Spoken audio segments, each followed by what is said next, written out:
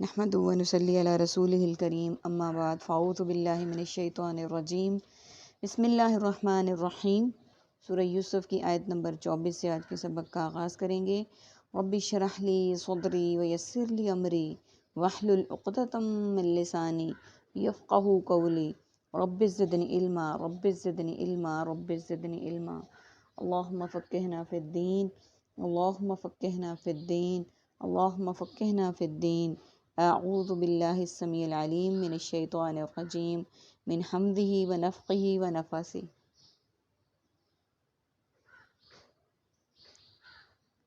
وَلَقَدْ اور بلا شبہ یقیناً ہمت وہ ارادہ کر چکی تھی بہی اس کے ساتھ گناہ کا، وہما اور وہ بھی ارادہ کر لیتا بہا اس کے ساتھ، لولا اگر یہ نہ ہوتا، او رآ کہ اس نے دیکھ لی، برہان دلیل ربی اپنے رب کی، کذالک اسی طرح ہوا، لنصرف ہم تاکہ ہم پھیر دیں، عنہ اس سے، السوء برائی، والفحشاء اور بے حیائی، انہ بے شک وہ، من عبادنا المخلصین ہمارے خالص کیے ہوئے بندوں میں سے تھا۔ واستبقا اور وہ دونوں دوڑے، البابا دروازے کی طرف، قدت اور اس عورت نے پھاڑ دی، قمیصہ اس کی قمیص، من دبرن پیچھے سے۔ سب سے پہلے میننگز کو دیکھ لیتے ہیں۔ را رویت حلال کمیٹی، رویت باری تعالیٰ، مرئی وغیرہ، برہان برہان، دلیل و برہان، لنصرفہ صرف نظر، سوء علماء سوء زن، اعمال سیئ، الفحشاء فواحش فحاشی، فحش لٹریچر، المخلصین مخلص خالص اور اخلاص، استبقا سبقت سابق، قمیص و قمیص شلوار۔ عربک کے ورڈز دیکھیے، ہمت وہ ارادہ کر چکی، ہما وہ بھی ارادہ کر لیتا، وقدت اور اس عورت نے پھاڑ دی۔ یہ عربک کے ورڈز ہیں، باقی سارے روٹین کے ورڈز ہیں۔ آیت نمبر 24، اور بلا شبہ یقیناً وہ عورت ارادہ کر چکی تھی،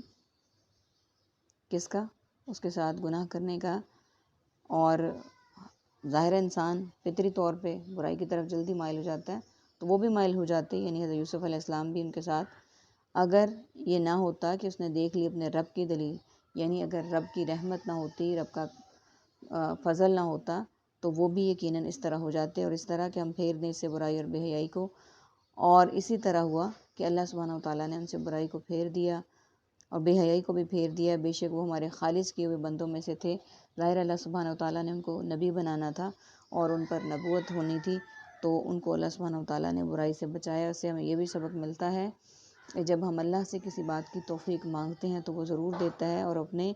بندوں پر جو اس سے ڈرنے والے ہیں، تقوی اختیار کرنے والے ہیں، اللہ سبحانہ وتعالیٰ ان کو برائی سے محفوظ رکھتے ہیں۔ اور اوپر جو آیت نمبر 23 ہے جس کا اینڈ ہوا، انہ لا یفلح الظالمون، بے شک یہ حقیقت ہے کہ کبھی فلاح نہیں پاتے ظالم، یعنی جو ظالم ہیں، ظلم کرنے والے ہیں، حد سے بڑھنے والے ہیں، حدود کو تجاوز کرنے والے ہیں، وہ کبھی بھی نہیں پاتے، کیا؟ فلاح نہیں پاتے، کامیابی نہیں پاتے، وہ اللہ تعالیٰ ان پر رحم نہیں کرتے، کیونکہ جب ہم اللہ تعالیٰ سے کسی بات کی توفیق اور دعا مانگیں گے تو وہ ہمیں ملے گی، اگر مانگیں گے نہیں تو وہ ہمیں کیسے ملے گی؟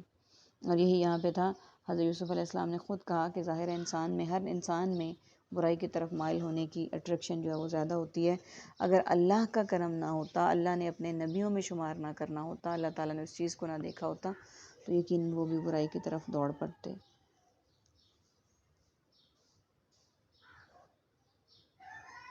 اور دونوں دوڑے دروازے کی طرف۔ اب یہ دیکھیے اگلی بات، آیت نمبر 25، وہ دونوں دوڑے دروازے کی طرف، یعنی اب اس عورت نے دروازے بند کر دیے تھے، اس کے باوجود دونوں نے جب اللہ تعالیٰ کا رحم دیکھا، اللہ تعالیٰ کا فضل دیکھا، اور یوسف علیہ السلام اور وہ دونوں دروازے کی طرف دوڑے، اور وہ حضرت یوسف علیہ السلام کو پکڑنے کے لیے جب دوڑی تو کیا ہوا، اس عورت نے پھاڑ دی اس کی قمیص پیچھے سے، تو حضرت یوسف علیہ السلام کی قمیص جو ہے نا وہ پیچھے سے پھٹ گئی۔ وَأَلْفَیَا اور دونوں نے اسے پایا، سیدہا اس کے آقا خامد کو، لدى الباب دروازے کے پاس، قالت وہ کہنے لگی،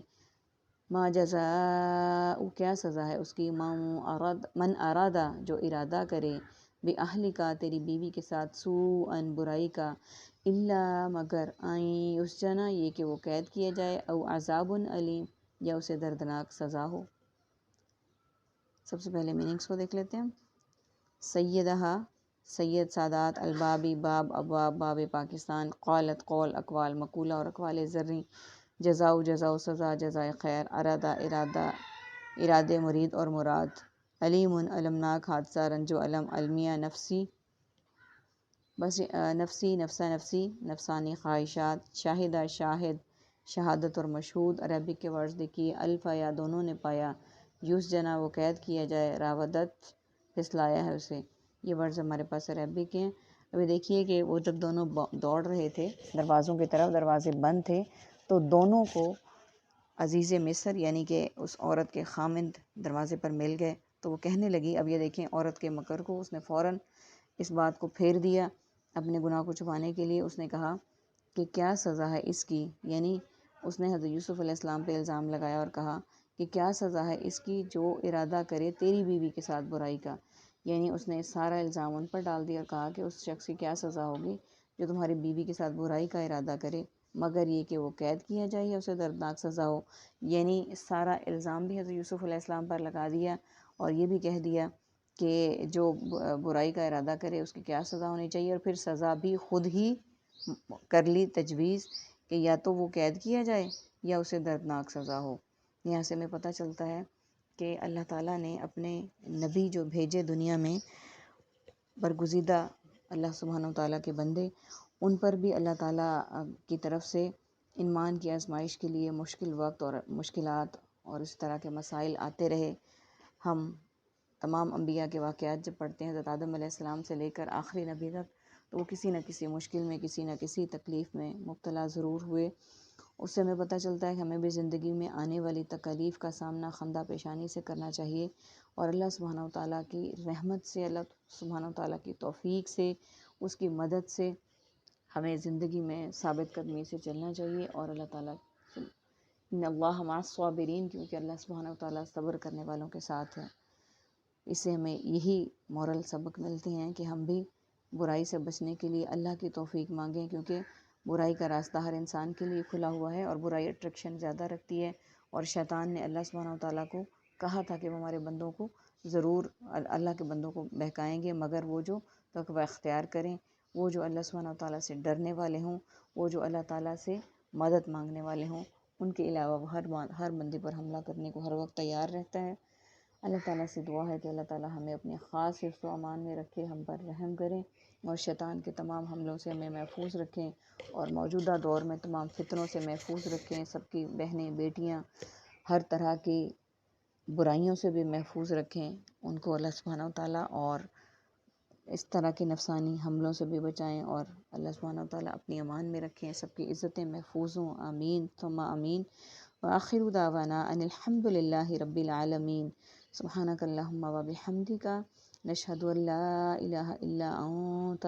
نستغفرک ونتوب الیک۔ السلام علیکم ورحمۃ اللہ وبرکاتہ۔